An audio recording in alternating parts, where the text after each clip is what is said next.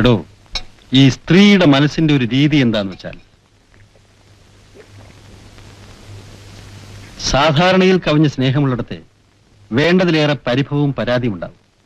ആ തുളസിക്ക് എപ്പോഴും ഭർത്താവിനെ കുറിച്ച് പരാതികളായിരുന്നു.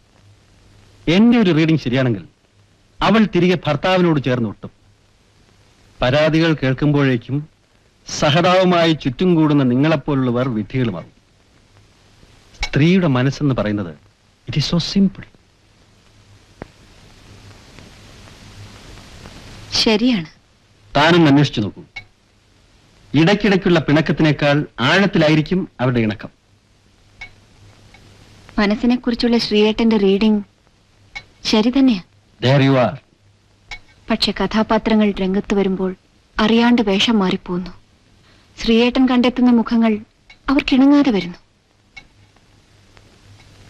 മനസ്സിൽ കുറിക്കുമ്പോഴുള്ള മുഖവും രംഗത്ത് വരുമ്പോഴുള്ള മുഖവും തമ്മിൽ ഒരുപാട് വ്യത്യാസമുണ്ട് ശ്രീയേട്ട. ഒരിടം വരെയ വേഷക്കാരെ ചരടിന്റെ അറ്റത്ത് നിയന്ത്രിക്കാൻ പറ്റും. അത് കഴിഞ്ഞാൽ പിന്നെ അവരാടുക മനോധർമ്മമാണ്. അവിടെ ശ്രീയേട്ടൻ നിസ്സഹായനാണ്. കൊള്ളാമല്ലോ, താൻ ഇന്നൊരു ഫിലോസോഫിക്കൽ മൂഡിലാണല്ലോ. അനുഭവങ്ങളുടെ ചൂടേൽക്കുമ്പോൾ ആരും ഫിലോസോഫിക്കലാവും. ശ്രീയേട്ടൻ തന്നെയല്ലേ പണ്ടങ്ങനെ പറഞ്ഞത്? അതെ, നമ്മുടെ കഥാനായകൻ എന്ത് പറയുന്നു? ഇന്നും ഓഫീസിൽ വന്നില്ല, ഇപ്പോഴും വഴിമുട്ടി നിൽക്കുന്നു. വഴിമുട്ടി നിൽക്കുന്നത് കഥാനായകൻ മാത്രമല്ല,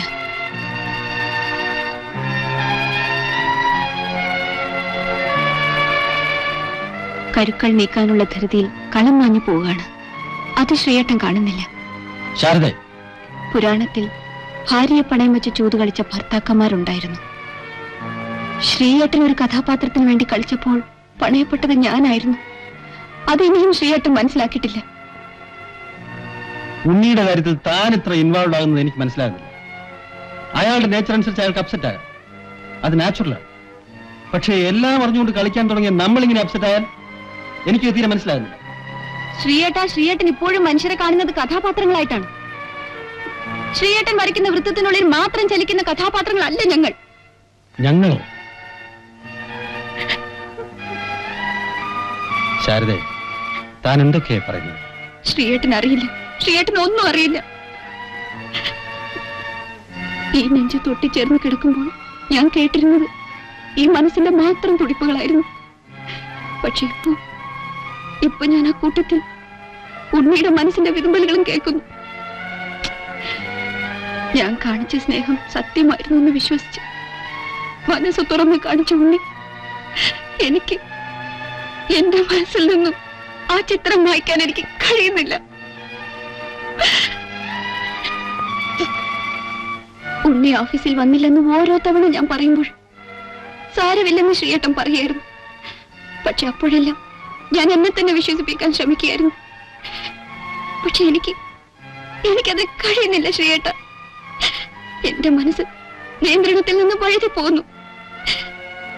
ഞാൻ ഉണ്ണിയെ വഞ്ചിക്കുകയായിരുന്നു. എന്നെ കുറ്റപ്പെടുത്തുന്നത് മറ്റാരുമല്ല, എന്റെ മനസാക്ഷി തന്നെയാണ്. എനിക്കത് നിഷേധിക്കാൻ വയ്യ. അതുകൊണ്ട് തന്നെ ഉണ്ണിയെ പറ്റി എനിക്ക് ചിന്തിക്കാണ്ടിരിക്കാനും വയ്യ. ശ്രീയേട്ടനറിയോ,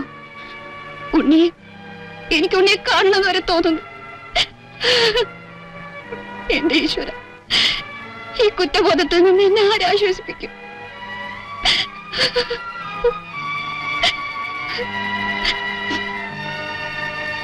ഭർത്താവിനോടൊപ്പം മറ്റൊരാളുടെ ചിത്രം കൂടി മനസ്സിൽ തെളിഞ്ഞു വരുമ്പോൾ അത് തടുക്കാൻ കഴിയാതെ വീർപ്പ് മുട്ടുന്ന ഒരു ഭാര്യയുടെ നിസ്സഹായത നിങ്ങൾക്ക് മനസ്സിലാവില്ല.